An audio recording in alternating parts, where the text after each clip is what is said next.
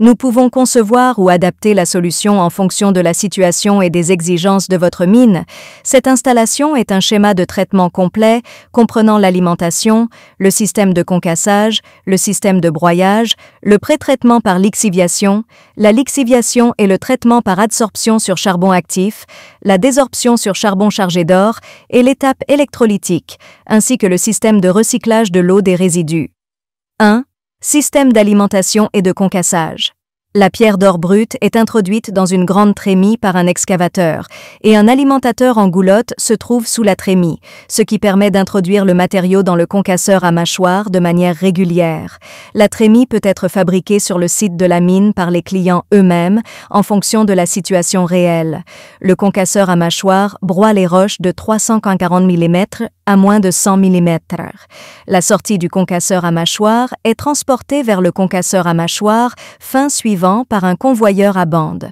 Le concasseur à mâchoire fine broie les roches de 60 mm à moins de 20 mm. La sortie du concasseur à mâchoire fine est transportée vers le crible vibrant suivant par un convoyeur à bande. Les graviers d'une taille supérieure à 25 mm sont renvoyés au concasseur à mâchoire fin pour être à nouveau concassés. Les graviers fins de 0 à 8 mm sont transportés vers la trémie avant le broyeur à boulet par un convoyeur et un alimentateur vibrant électromagnétique se trouve également sous la trémie.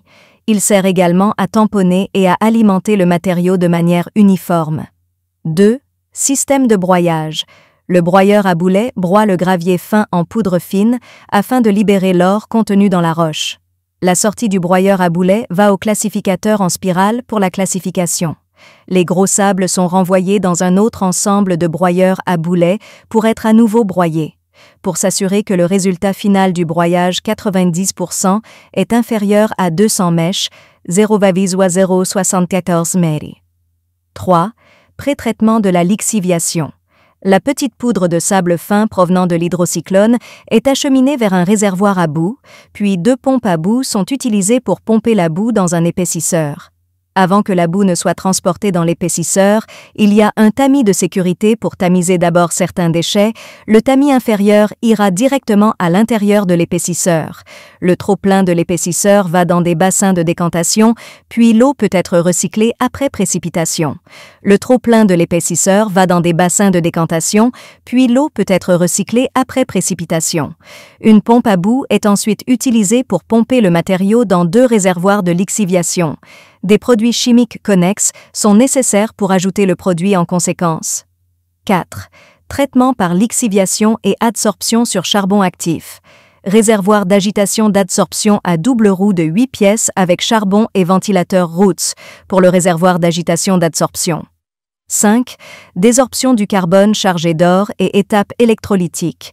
Les concentrés d'or sont transportés vers un écran de sécurité. Ils passent ensuite dans un système de désorption électrolytique à température et pression normale, puis dans un four de séchage pour les bouts d'or. Enfin, un four de fusion de l'or est utilisé pour fondre la barre d'or. 6. Système de recyclage des eaux résiduaires. Les résidus provenant des réservoirs d'agitation d'adsorption sont acheminés vers un tamis vibrant linéaire pour le criblage du carbone en premier lieu. Le crible inférieur est dirigé vers le réservoir étang inférieur, puis pompé vers le grand étang ou réservoir à cône par une pompe à boue. Ensuite, une pompe à boue alimente le filtre-presse pour filtrer et recycler l'eau.